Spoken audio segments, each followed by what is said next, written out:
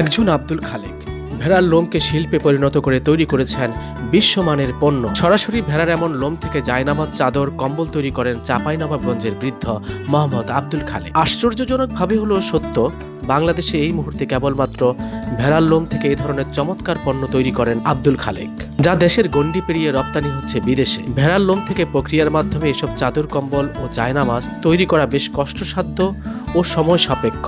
প্রথমে বিশেষ কাঁচির সাহায্যে ভেড়ার শরীর থেকে লোমকে যত্ন করে আলাদা করা হয়। তারপর ভালো করে ধুয়ে একটি বিশেষ যন্ত্রের সাহায্যে এগুলোকে ছাড়ানো হয়। জমাট বাঁধা লোম ছাড়ানোর পর একটি মেশিনের মাধ্যমে তা রশিদে পরিণত করা হয়, আর সেই সুতা বিশেষ ছাঁচে ফেলে শৈল্পিকভাবে তৈরি করা হয় বিশেষ চাদর, জায়নামাজ, কম্বল, মাফলার সহ নানান পণ্য। এই দুইজনেই বসে বসে যা বানাই তা দিতে দিই। আমার মাল বিদেশে অস্ট্রেলিয়ায় পর্যন্ত গিয়েছে, তারা কত সুনাম করেছে।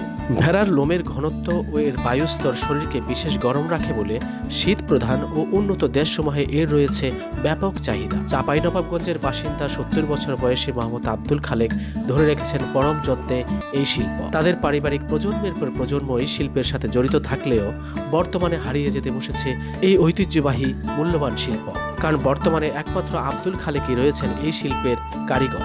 আব্দুল খালেকের ধারণা, তার মৃত্যুর পরে এই ঐতিহ্যবাহী শিল্পটি বিলুপ্ত হয়ে যেতে পারে, তাই তিনি পরবর্তী প্রজন্মকে এই শিক্ষাদান করতে চান এবং রাষ্ট্রীয় সহযোগিতা কামনা করেন। চাঁপাইনবাবগঞ্জের স্থানীয় বাসিন্দারা মনে করেন এই শিল্পটি রক্ষার জন্য সরকারি উদ্যোগ গ্রহণ অতীব জরুরি। স্থানীয় গবেষকরা জানান, এ ধরনের শিল্প রক্ষায় সরকারের পৃষ্ঠপোষকতা ও মনোযোগ অত্যন্ত জরুরি।